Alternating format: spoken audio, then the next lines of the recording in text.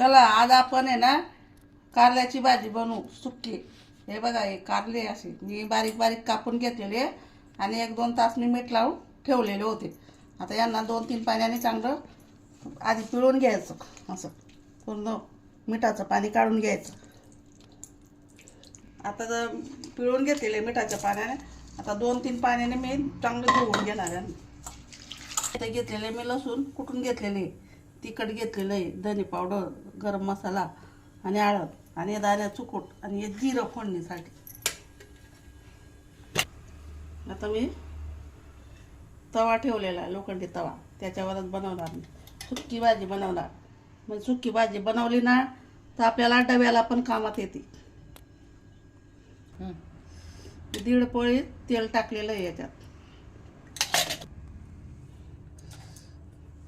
आता मी जिरं टाकते याच्यात, जिरं बी तडतडायला लागलेलं आहे। आता मी लसूण टाकते आणि गॅस बारीक करून घ्यायचा, जळायला नको। आता हे याच्यात मी कारले टाकून घेते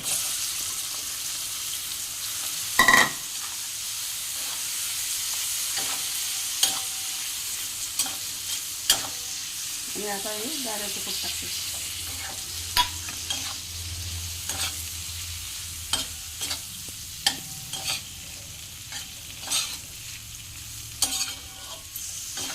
आता मी स्वादानुसार मीठ टाकून घेते। त्याला काय करायचं, हाताने थोडं पाणी शिंपून घ्यायचं